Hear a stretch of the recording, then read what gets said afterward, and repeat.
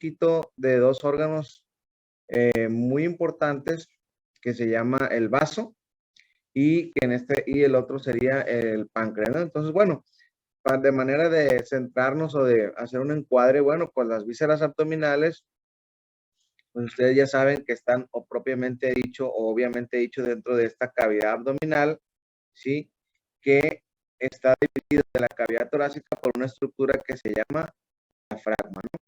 El vaso es un órgano linfoide que en condiciones normales no es palpable, ¿sí? O sea, no se puede tocar. ¿Por qué? Porque si ustedes observan la posición en la que está el vaso, que es este que está aquí, ¿sí? Se encuentra dentro de la cavidad abdominal, vean, está por debajo del diafragma, ¿sí?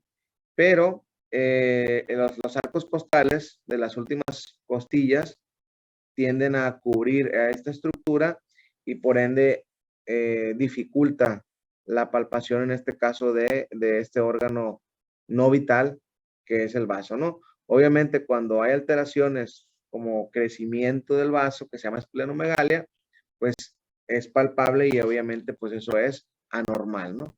Entonces, es un órgano en forma de como un triángulo ovoide, es como balón de fútbol americano, muy parecido así, pero muy pequeño, más o menos del tamaño del puño cerrado en condiciones normales. La consistencia del vaso, cuando ustedes tengan oportunidad de palpar uno, pues se palpa como si fuera un bombón, ¿sí? O sea, supongo que conocen los bombones cuando lo tocan, esa consistencia que tiene este dulce, pues es más o menos así la consistencia del vaso, muy parecida a la consistencia de los pulmones, ¿no?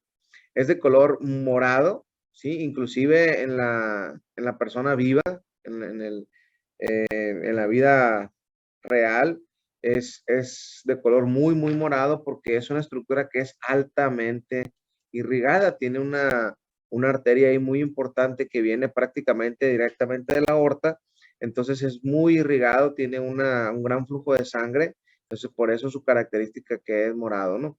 Ya habíamos comentado que es un órgano no vital, pues ¿qué significa esto? Que desafortunadamente, sí, es como la apéndice vermiforme, ¿no?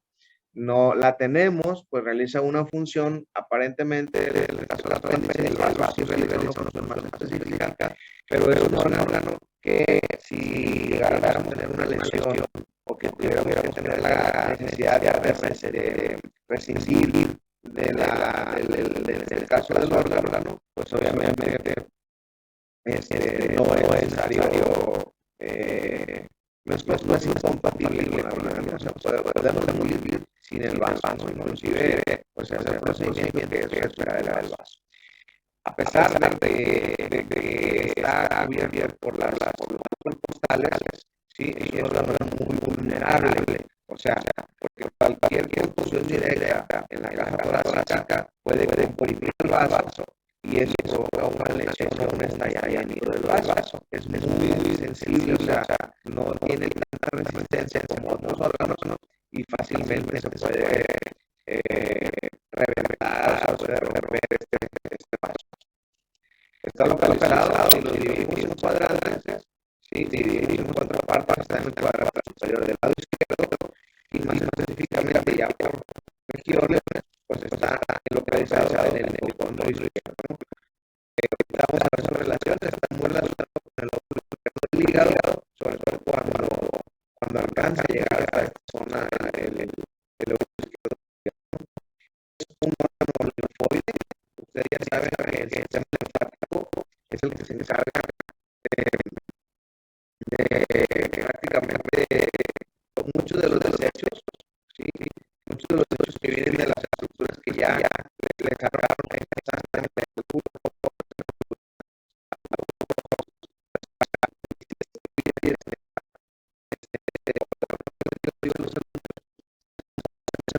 No es un cementerio de ojos, ¿sí?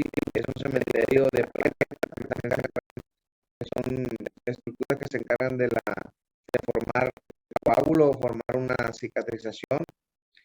También les ayuda obviamente a reciclar la hemoglobina y la globina, que son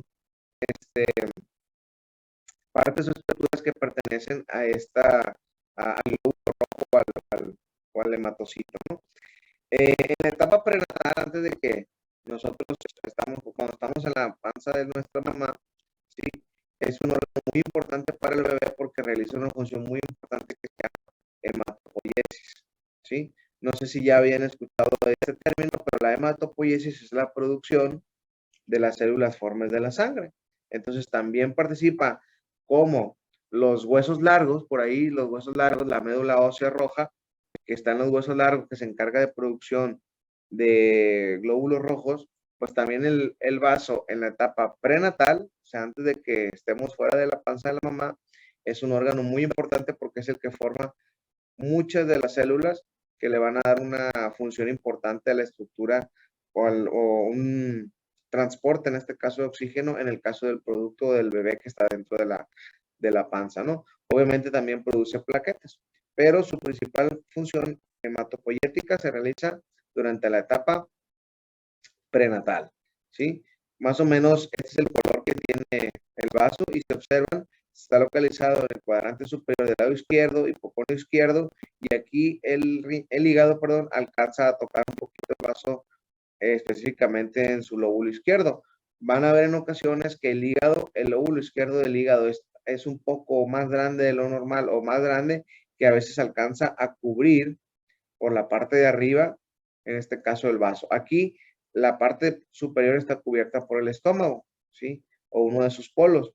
Y hay ocasiones en donde el hígado está de manera normal, el lóbulo izquierdo está grande o está más crecido y alcanza a cubrir hasta por arriba del vaso, ¿no? Entonces tiene una relación muy importante con el estómago y con el vaso y con otro órgano que es el páncreas. Muy bien. Entonces, ya habíamos comentado que es una masa blanda, ¿sí? Es muy vascularizado. Vean las arterias y las venas, arterias que entran y venas que salen, en este caso de la estructura del hilio esplénico, ¿sí? Está cubierto por un peritoneo visceral. Acuérdense que tiene su propia capa, ¿sí? Tiene su propia capa, la cavidad abdominal, y tiene obviamente su peritoneo visceral, que es el que recubre propiamente dicho al vaso, a excepción del hilo esplénico, ¿sí?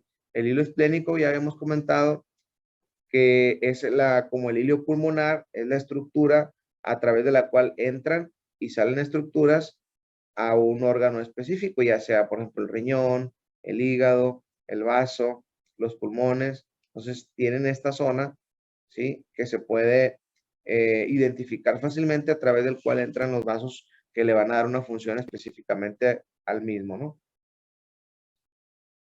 Es expandible, prácticamente se puede llegar a expander hasta 3, hasta 5 veces su tamaño normal, ¿sí? De lo que tiene el vaso, y tiene una capacidad normal de 350 mililitros, entonces más o menos un poquito más grande que una botella de esas pequeñitas que conocemos, es la cantidad más o menos que recibe de líquido, en este caso en mililitros, de lo que circula a través de este órgano. ¿Con quién está relacionado el vaso? Bueno, ya habíamos comentado que miren, hacia adelante, este es el vaso, hacia adelante está relacionado con el estómago. Aquí se observa de traslúcido la figura, en este caso del estómago, o sea, la relación anterior está con el estómago, ¿sí? Hacia la parte de atrás, ¿sí? Una parte está con el diafragma, acuérdense que aquí está el músculo diafragma, toda esta zona forma la cúpula diafragmática, ¿sí? Está con el diafragma y obviamente pues está relacionado con el pulmón, la pleura y las costillas, principalmente obviamente pulmón y pleura del lado izquierdo, aunque no está dentro de la cavidad torácica, pero está relacionado con ellos hacia la parte de atrás, porque es un órgano que no está específicamente en el frente, sino que está hacia atrás un poquito, ¿sí? Y hacia afuera. Y con las costillas, obviamente, que son las que la recubren, de la 9 a la 11. La 12, pues es flotante y casi no tiene nada que ver con es más flotante y no tiene nada que ver con la cobertura específicamente o protección del vaso. Hacia abajo, ¿sí? Si se acuerdan que el día de ayer vimos que el colon transverso hacía una curva para descender y hacer el colon descendente. Bueno, esa curvatura o esa angulación, ¿sí? Que dijimos que se llamaba flexura cólica izquierda, ¿sí? Hacia abajo está relacionado con ella, o también a esta angulación, a esta flexura, se le puede llamar flexura o ángulo esplénico del intestino grueso, porque es el que está en relación con el vaso, ¿sí? Y en su cara medial, que es esta que tenemos aquí, que esta que observamos, pues está en relación, si lo observan aquí, en este caso con el riñón del lado izquierdo. Esas son las relaciones anatómicas que puede tener específicamente el vaso. ¿Cuánto mide? Vean, es un órgano pequeño, más o menos en promedio 12 centímetros por 7 centímetros de ancho, ¿sí? O sea, es un relativamente, pues ya hemos dicho, como el puño de, más o menos el tamaño del puño de la mano, ¿sí? Esta estructura va a tener dos caras, ¿sí? Una cara visceral, que sería esta que observamos aquí arriba, que es lisa, perdón, una cara diafragmática, que es la que mira al diafragma. La cara lisa es la diafragmática, mira hacia arriba, y una cara visceral, que es esta que ustedes observan aquí, porque está en relación con las vísceras abdominales o mira hacia las vísceras abdominales, por eso se le llama cara visceral, ¿sí? La diferencia que hay entre la cara visceral y la cara diafragmática, pues es que la cara diafragmática es totalmente lisa, es lisa, prácticamente no tiene nada que se relacione con esa, a excepción del diafragma, y la cara visceral, que es esta que observamos aquí, se puede observar, vean cómo tiene algunas impresiones, ¿sí? Tiene algunas impresiones para el área, la relación que tiene con el estómago, deja una pequeña como cicatriz que se llama área gástrica, la área cólica, que es la que está en relación con la flexura cólica izquierda, y la área renal, que es la que está en relación con el riñón izquierdo. Estas pequeñas hundimientos, por llamarlo así, pues es porque ahí está acomodado el colon o la flexura cólica, el estómago está en relación ahí y el área renal está ahí y deja una pequeña cicatriz, como cuando nosotros ponemos la cabeza en la almohada y nos levantamos, dejamos así un hundimiento en la almohada. Esto es prácticamente lo mismo. La relación que hay con estos órganos, por el vaso, dejan esta impresión. En muchos órganos se llaman impresiones o se conoce como impresiones o depresiones, lo van a encontrar también en algunos libros. Tiene dos polos o dos extremidades, ¿sí? Una extremidad que es anterior, que es esta, que mira obviamente hacia adelante, y una extremidad posterior, que es la que mira hacia atrás. Y como les decía, que tiene forma como de un pequeño triángulo, ¿sí? Vean, esta sería una base, este sería un lado y este sería otro lado y este sería una punta. Pero como no es propiamente dicho un triángulo, pues entonces no describen como base, no lo describen como vértice, no describen como lado lateral o medial, sino que tiene bordes, ¿sí? Vean estos bordes. El bordes es toda la orillita, ¿sí? Que rodea en este caso a la estructura del vaso. Entonces, tiene tres bordes, uno hacia adelante, que es el borde anterior, que tiene una característica que dice por ahí su libro, que es escotado o dentado, ¿no? Tiene unas como pequeñas prominencias. Vean cómo el borde anterior, ¿sí? Tiene estas pequeñas muescas o estas pequeñas prominencias, ¿sí? Tiene otro borde, que es el inferior, que es este que está aquí, que es redondo, prácticamente liso, ¿sí? Es el que está en verde. Este es el borde inferior, ¿sí? Y tiene otro borde que es el que mira hacia adelante, que es este que tenemos aquí, que también es escotado o dentado, pero en menor proporción o en menor relación comparado con el borde superior. Vean, el borde superior tiene una, dos, tres escotaduras, ¿sí? Y en el caso del borde o en este caso, del borde anterior, que es este que está aquí, ¿sí? Tiene solamente un pequeño hundimiento sin llegar a ser una escotadura, ¿sí? Entonces, si por ahí les preguntan cuál es el borde del vaso, ¿sí? Que tiene o que está escotado o que tiene escotaduras, pues la respuesta sería el borde ¿sí? Superior, que es este que tenemos aquí. ¿Sale? Y vea la relación que tiene, pues ya habíamos comentado la relación que hay del vaso con los diferentes órganos, hígado y estómago. Todas estas imágenes, la mayoría son imágenes del MUR, ¿no? Entonces, ahí las tienen ustedes a la mano. El vaso, al igual que otros órganos, va a tener medios de sostén que le van a permitir, obviamente, estar en una posición fija y que no se esté moviendo de un lado para otro. Bueno, ya vieron estómago, ¿verdad? Cuando vieron estómago, vieron que de la curvatura mayor, ¿sí? Sale una estructura que se llama aumento mayor, que es prácticamente todo esto que está aquí, miren. Todo esto que está aquí es el aumento mayor. Hagan de cuenta que cortaron el aumento y agarraron el estómago y lo levantaron, ¿sí? Para poder ver algunos órganos como el vaso, que está aquí, bueno, en este caso el riñón, el fondo, que es el páncreas, ¿sí? Entonces, hay un punto con el aumento mayor, ¿sí? O gastro, o epiplón mayor, en algún libro lo van a encontrar, sale un pequeño ligamento que se llama ligamento gastroesplénico, ¿sí? El ligamento gastroesplénico es un ligamento que va de la curvatura mayor del estómago, sale de la curvatura mayor del estómago y va a la cara diafragmática, perdón, a la cara visceral del vaso. Se le da soporte. Hay otros ligamentos, ¿sí? Que le van a ayudar. Hay un pequeño ligamento que lo une en la parte superior, ¿sí? Que es una adherencia entre el vaso y el músculo diafragma, que lo mantiene como suspendido para evitar que el vaso caiga, ¿sí?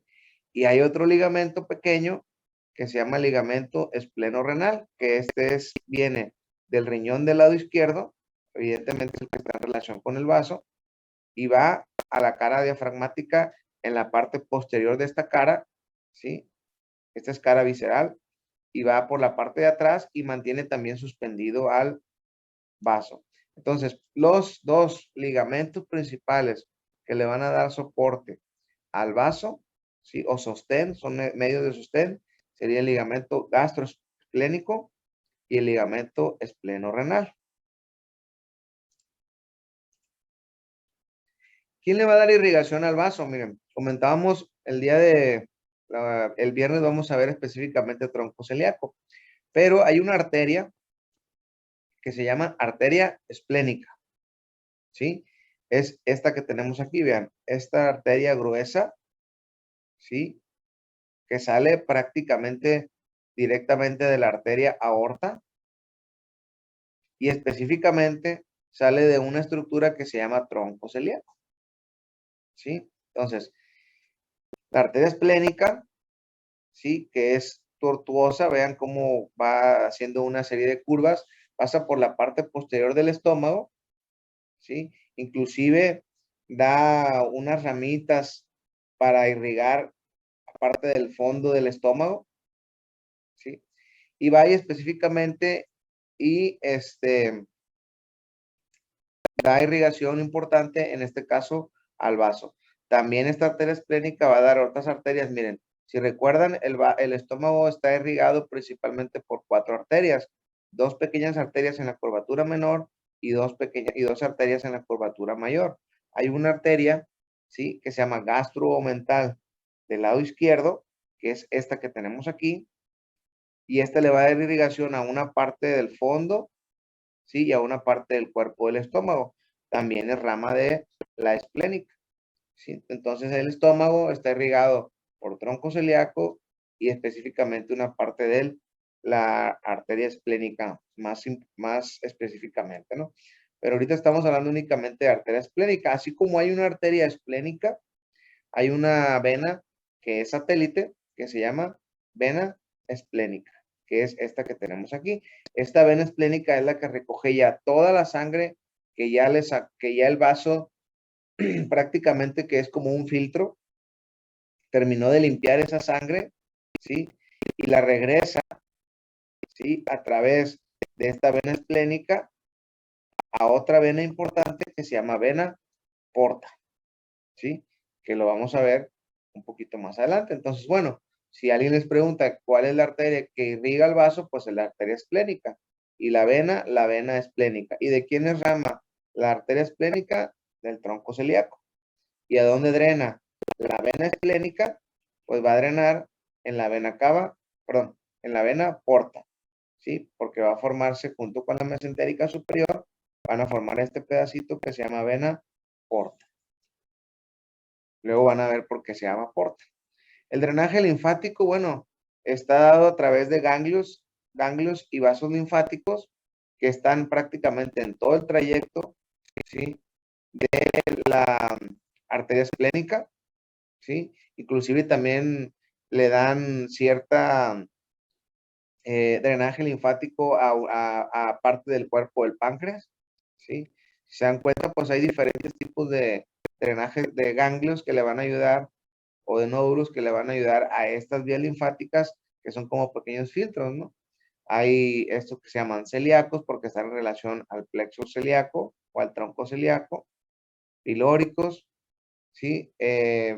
Pancreáticos o pancreáticos y estos que se llaman pancreáticos esplénicos que están en relación con el páncreas y con el vaso, ¿sí? Son la serie de nódulos que le van a dar una función. ¿Quién lo va a inervar? Acuérdense que hay una estructura que se llama plexo celíaco que está aquí, ¿sí? Está distribuido, prácticamente se distribuye entre la arteria y la vena esplénica, transcurre a través de ese mesenterio también, ¿sí? Y va a tener más bien una función vasomotora, que es de contracción y de relajación ligera, ¿sí? El vaso regularmente no duele, no hay una situación en donde transmita, obviamente, el dolor y el sistema nervioso autónomo, obviamente, se controla a través del plexo ciliar. Clínicamente, pues ya hemos comentado, vean, el vaso no es palpable, ¿sí? Este es un procedimiento que se llama palpación, ¿sí?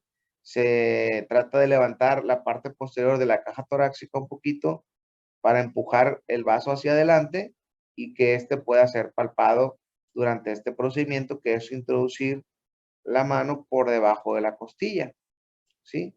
Entonces, en condiciones normales, el vaso no es palpable, pero vean en condiciones anormales en donde el vaso está crecido, que se conoce como esplenomegalia, ¿sí?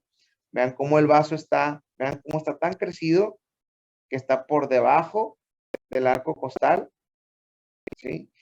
Y vean cómo desplaza el colon descendente hacia la línea media, ¿no? Se supone que el colon transverso debe estar más o menos aquí y a esta altura debe descender el colon descendente. Pero vean cómo el tamaño del vaso desplaza toda la estructura, ¿sí? En este caso del intestino grueso. Entonces vean en condiciones anormales cómo el vaso se puede palpar obviamente y esto es anormal, ¿no?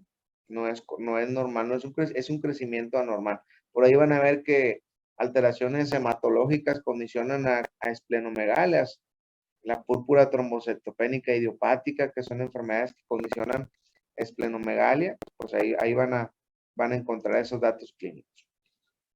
Bueno, junto con el vaso, el páncreas, que es un órgano que está muy pegadito a esta zona, a esta área, si lo podemos observar, aquí no se observa porque el páncreas está por detrás del estómago, ¿sí? Entonces tendríamos que levantar, como la imagen anterior que vimos, como en el fondo, ¿sí? Que se conoce como retroperitoneo, está localizado específicamente el páncreas, ¿no? Aquí hay una ligera imagen, no sé si alcancen a verla, esta imagen cafecita que se ve aquí es la silueta, ¿sí? Que dibujan o que asemeja, en este caso, a la posición del páncreas, que está por detrás del estómago. ¿Dónde está localizado el páncreas? ¿Dónde está localizado el páncreas? Pues miren, específicamente si lo dividimos en cuadrantes, ¿sí? Está localizado en el cuadrante superior del lado izquierdo, ¿sí? Una parte importante está localizado en el hipocondrio izquierdo y otra pequeña parte está localizado en la zona central que se llama mesogastro, ¿sí? Más o menos a la altura del estómago. Vean, el estómago está en el epigastro, que es la parte de arriba, y más hacia abajo o más hacia la parte posterior, está localizado la parte posterior, está la cabeza del páncreas, que está ubicada más hacia la zona del mesogastrio. Es una glándula muy importante. No sé si habían escuchado en bioquímica este término, que es una glándula de secreción, ¿sí? Lo que es una glándula de secreción exócrina y una glándula de secreción endócrina. El páncreas, como algunos otros órganos como el hígado, realizan una función muy importante, entonces es una glándula accesoria, ¿sí? De secreción mixta, ¿sí? ¿Qué significa secreción mixta? Pues que tiene una secreción exócrina, que son sustancias que van del órgano específico hacia el medio externo o hacia lo de afuera, ¿sí? O afuera de un vaso. Y una función endocrina que va, lo que produce o lo que elimina este órgano, se va al torrente circulatorio. Entonces, por eso es una glándula de secreción mixta, porque tiene una secreción exócrina, específicamente es a través de unas sustancias que se llaman jugos pancreáticos, ¿sí? Estos jugos pancreáticos se producen en las células acinares, ¿sí? Que son todas estas pequeñas prominencias que se ven aquí, se producen en las células acinares, estas que están aquí, perdón, específicamente, células acinares, que van a producir estos jugos pancreáticos que se van a distribuir a través de unos tubitos o de unos conductos que se llama conducto pancreático principal y conducto pancreático accesorio. Entonces, ¿a través de qué estructuras realiza su función exócrina el páncreas? Gracias a la secreción de jugos pancreáticos hacia estos conductos que se llaman conductos pancreáticos. Tenemos el principal y el accesorio. Por ahí van a encontrar que el principal se llama de Wirsum y el accesorio se llama de Santorini. Y la función endocrina, que es la secreción de determinada sustancia al torrente circulatorio, se da a través de dos sustancias importantes. Una de ellas se llama insulina, que probablemente ustedes ya han escuchado que la insulina es una sustancia que lo que hace es que agarra la glucosa y la lleva a los órganos que necesitan glucosa. ¿Sí? Es como una llave que permite el movimiento de esta sustancia que es la glucosa. Y el glucagón, ¿sí? Que tiene que ver cuando hay una producción importante de glucosa por el hígado, ¿sí? Se secreta glucagón y eso hace que bajen los niveles de glucosa, ¿sí? Entonces, sustancias que secreta el páncreas en su función endocrina, glucagón e insulina. Y sustancias que secreta en su función exócrina, los conductos pancreáticos. Ojo, en la función exócrina se da gracias a estos conductos pancreáticos, tanto principal como accesorio. Y la secreción endocrina se da a través o gracias a estos islotes o a estas células, ¿sí? Que se llaman células beta. Van a ver probablemente en bioquímica o en histología, van a ver por aquí hay diferentes tipos de células, pero estas células van a producir la insulina y estas van a drenar su contenido, ¿sí? A una pequeña arteria que se encuentra en el centro de esta islote pancreático.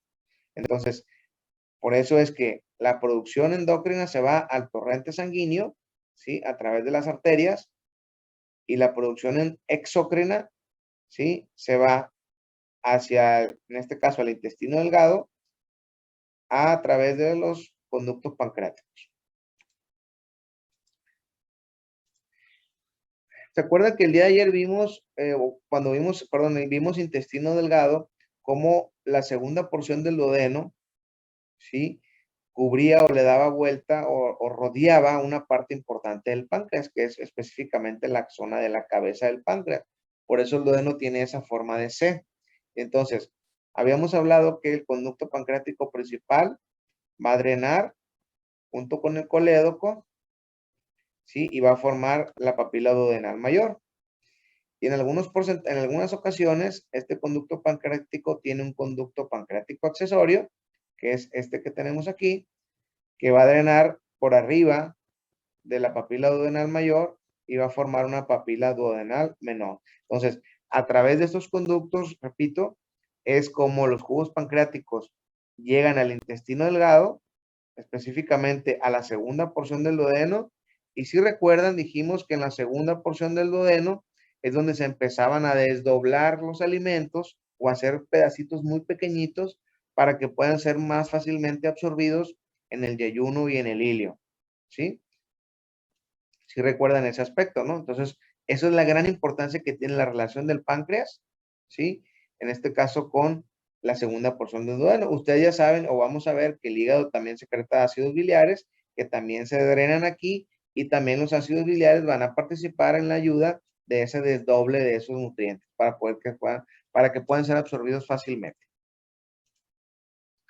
Es retroperitoneal, vean, ya dijimos que está por detrás del peritoneo, ¿sí? A excepción de una pequeña parte que es de la cola del páncreas, una pequeña partecita, ¿sí? Ya dijimos que está por detrás del estómago, vean cómo se tuvo que levantar el estómago para poder ver en este caso el páncreas, ¿sí? Está localizado más o menos, ¿sí? En un plano entre L2, ¿sí? Acuérdense, L1, L2, lumbar 1, lumbar 2, lumbar 3, lumbar 4, lumbar 5. ¿Se acuerdan que dijimos que el duodeno se distribuía más o menos entre L1, ¿sí? Y L4, más o menos en ese espacio se distribuía el duodeno en forma de C. Bueno, si más o menos el páncreas está en el medio, entonces está entre L1 y L2, prácticamente si trazamos una línea transversal, más o menos está a ese nivel. En algunos autores van a encontrar un plano que se llama plano transpilórico, ¿sí? El plano transpilórico es una línea horizontal que se traza o que divide el píloro, ¿sí? En una parte superior y en una parte inferior. Es un plano imaginario. Entonces, todo lo que esté por arriba del píloro se conoce suprapilórico. Lo que esté por debajo del píloro se conoce infrapilórico. Y a ese plano le llaman plano transpilórico. Obviamente es un plano que puede cambiar, ¿sí? De acuerdo a la posición del estómago. Por eso es un plano que no es un plano que debe servir de mucha referencia, porque a lo mejor yo tengo un estómago más grande y el plano transpilórico tiende a bajar. O si tengo un estómago pequeño, a lo mejor el plano transpilórico tiende a subir un poco. Sí, pero es importante que lo conozcan. Entonces, es una línea imaginaria que atraviesa el píloro y se llama transpilórico. Está en relación hacia el lado derecho con el duodeno, específicamente la segunda porción del duodeno, ¿sí? Que tiene forma de C, rodea la cabeza, y a veces, en ocasiones, la cola del páncreas, ¿sí? Que está aquí, puede dejar una pequeña, o puede tener una pequeña relación, ¿sí? Con la cara diafragmática, perdón, insisto, con la cara visceral del vaso, ¿sí? Que es esta que tenemos aquí. En ocasiones, a mí lo que me ha tocado ver no llega siempre hasta acá, hasta la altura del vaso, ¿no? Pero en algunos puede ser que encuentren que esté en relación aquí, en este caso, con la cara visceral del vaso. ¿Qué partes tiene? ¿Sí?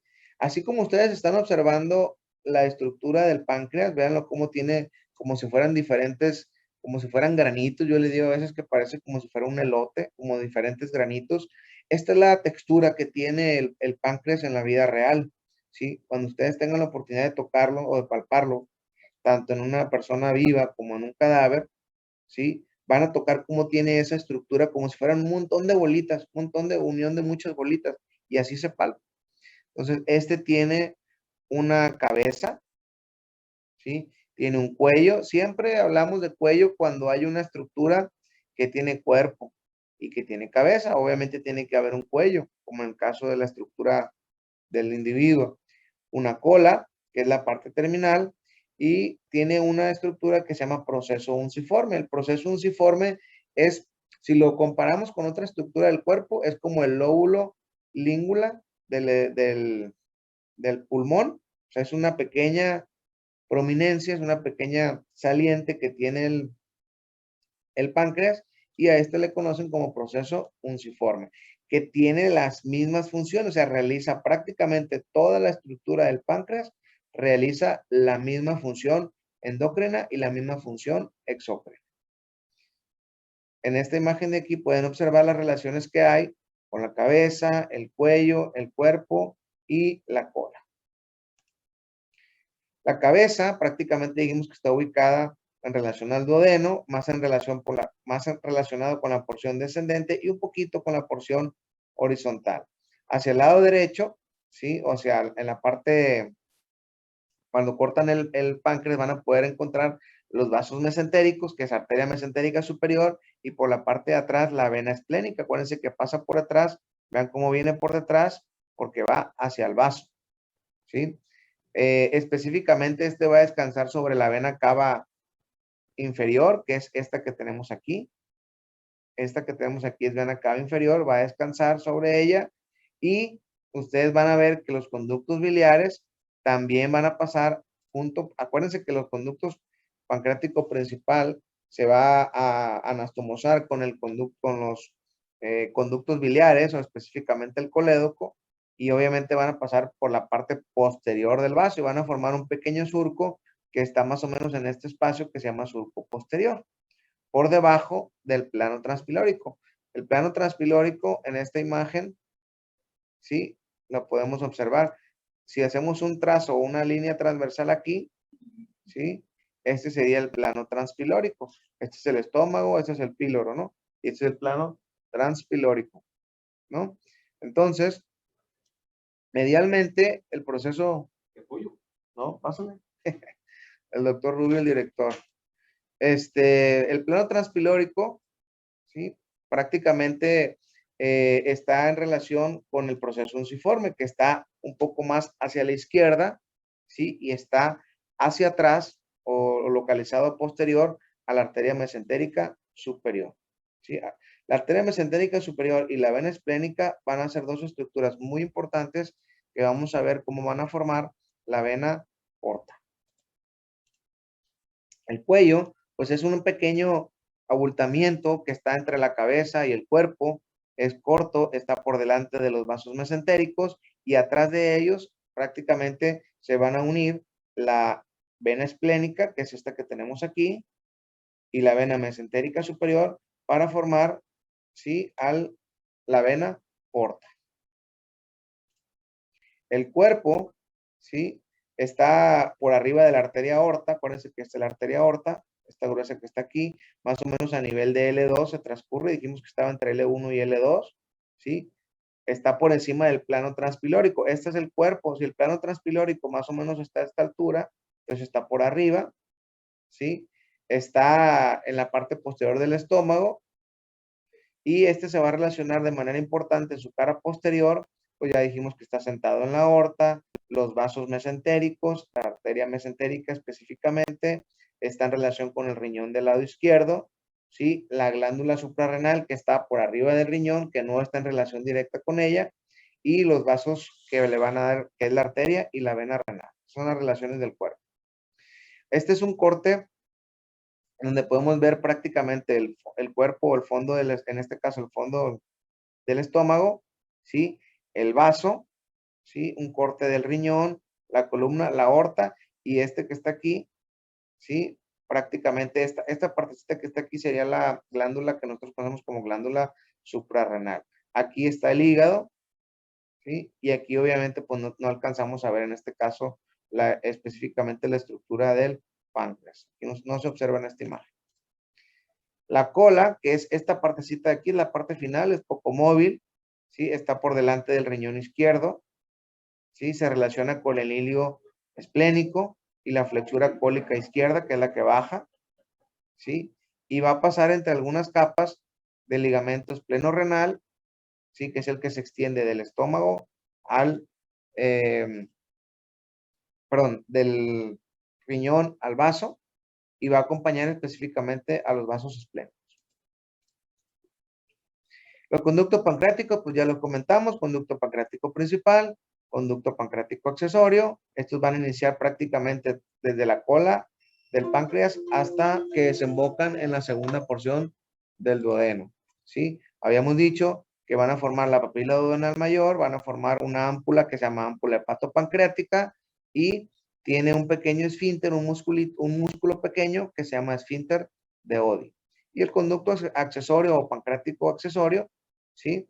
Va a desembocar en la papila duodenal menor, que es en la menor de las proporciones, en la menor de los casos, ¿sí? Esto que está aquí se llama ámpula hepatopancreática, la unión del colédoco con el conducto pancreático principal, se llama ámpula hepatopancreática, y este pequeño músculo es el esfínter de Oddi, que también lo vamos a comentar cuando veamos hígado y vías biliares.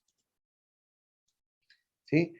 Igual, nuevamente, la relación que hay de los conductos biliares, el conducto pancreático, con la segunda porción del duodeno, ¿sí? Aquí, vean, abrieron el duodeno y se los pusieron así como de frente, la papila duodenal mayor, ¿sí?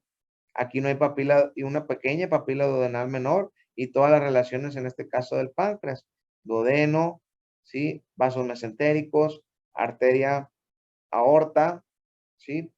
Vena esplénica, arteria esplénica, ligamento espleno renal, vean, del riñón hacia la cara visceral del vaso, cara diafragmática lisa, cara visceral con este pequeño hundimiento que se llama ilio renal, creo que es la última. Las arterias que van a irrigar al páncreas, ¿sí? Va a haber hasta, es un órgano altamente irrigado, ¿sí? Específicamente está irrigado por unas arterias que se llaman arterias pancreatoduodenales superior, ¿sí? Anterior y superior posterior, que estas van a venir de una arteria que se llama gastroduodenal, ¿sí? Y ya sabemos que la gastroduodenal sale de otra arteria que se llama arteria hepática común, ¿sí? Entonces, y hay otras arterias que se llaman pancreatoduodenales inferiores, que son anterior y posterior, que estas van a venir específicamente de la arteria mesentérica superior. Entonces, si alguien les pregunta cuáles son las dos principales arterias o troncos arteriales que van a irrigar al páncreas, pues obviamente es la mesentérica superior y la gastroduodenal. Pero específicamente, ¿qué arterias irrigan al páncreas? Es pancreatoduodenales, superior, anterior, posterior, inferior, anterior y posterior, ¿sí? Se llaman pancreatoduodenales. Estas vienen de la mesentérica superior y estas vienen de la gastroduodenal, ¿sí? Esta que está aquí es la gastroduodenal, ¿sí? Y aquí están las arterias mesentéricas, perdón, pancreatoduodenales superior, anterior, que es la que está hacia adelante, y posterior, que es la que está hacia atrás, y las pancreatoduodenales inferiores, que son estas, que vienen de la mesentérica anterior, ¿vale? El drenaje venoso va a estar dado gracias a ramas o venas pancreáticas que vienen o que van a drenar en la esplénica, vean, la vena esplénica, y obviamente van a desembocar en la arteria en la vena, perdón, mesentérica superior, para formar la vena porta.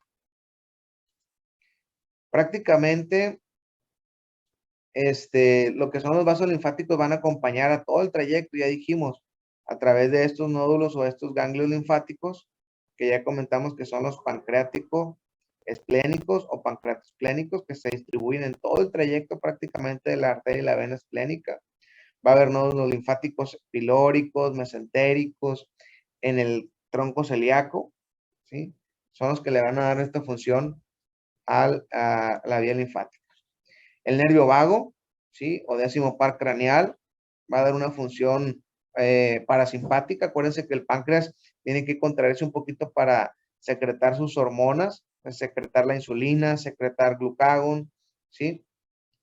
Va a secretar también algunas otras eh, jugos pancreáticos, ¿sí? Y estas van a estar dadas por una pequeña hormona que se llama colecistoquinina. La colecistoquinina es una hormona que se libera cuando nosotros comemos un alimento, se libera esta a través del torrente sanguíneo y entonces va al vaso, perdón, va al páncreas y va al hígado para que empiecen a trabajar y producir ácidos biliares y se contrae la vesícula y por eso los jugos biliares y los jugos pancreáticos, gracias a esta hormona, pueden llegar a la segunda porción del duodeno, ¿no?